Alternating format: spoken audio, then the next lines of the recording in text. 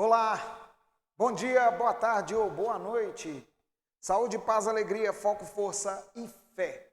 Eu sou o professor Zezito de Biologia e vamos falar um pouquinho hoje sobre sistemática e evolução. Na verdade, vamos levar em consideração na classificação de seres vivos a taxonomia moderna. A taxonomia moderna.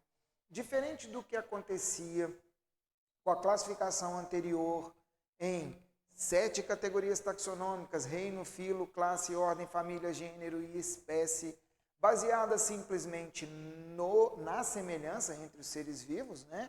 Atualmente a gente tem que levar em consideração que a classificação biológica ela é baseada na cladística / filogenética, que leva em consideração de forma obrigatória a ancestralidade comum. Então, a ancestralidade comum, ela é o grande foco da classificação biológica mais recente, mais atualizada e a mais correta, né? Levamos em consideração, então, o processo evolutivo, que é um processo de mudança gradual que ocorre com os indivíduos ao longo de vários aí, de milhares e milhões de anos, basicamente, né? A gente vai chamar de clado. Clado vem de divisão. Na verdade, a gente pode definir a palavra clado como um grupo que compartilha um ancestral comum. A gente vai perceber a grande importância disso para a gente definir como atualmente essas categorias essas espécies, elas são normalmente classificadas, né?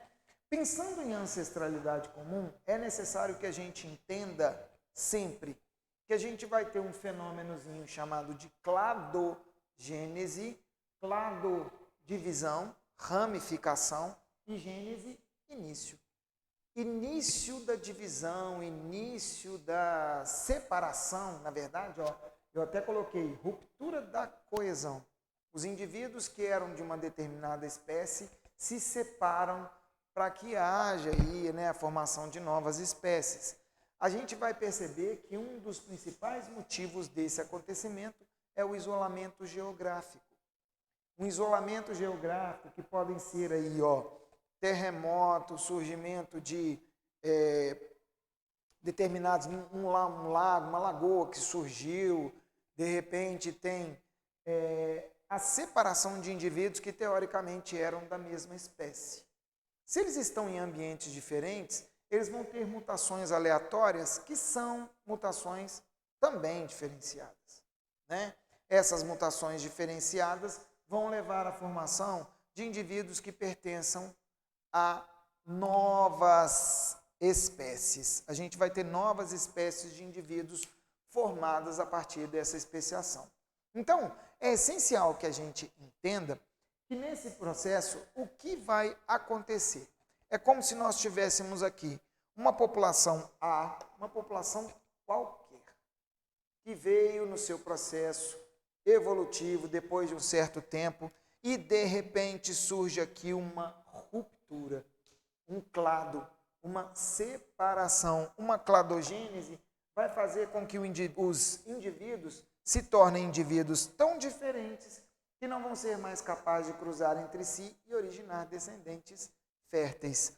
Só que nós vamos chamar de anagênese uma somatória de mutações, uma somatória de mudanças que podem acontecer com esses indivíduos e que não necessariamente vão tornar os indivíduos mas tão absurdamente diferentes, mas vão ser indivíduos que vão pertencer a novos grupos, a novas espécies. Então, se nós tivermos essa separação, nós vamos ter a cladogênese acontecendo aqui e a anagênese acontecendo sequencialmente.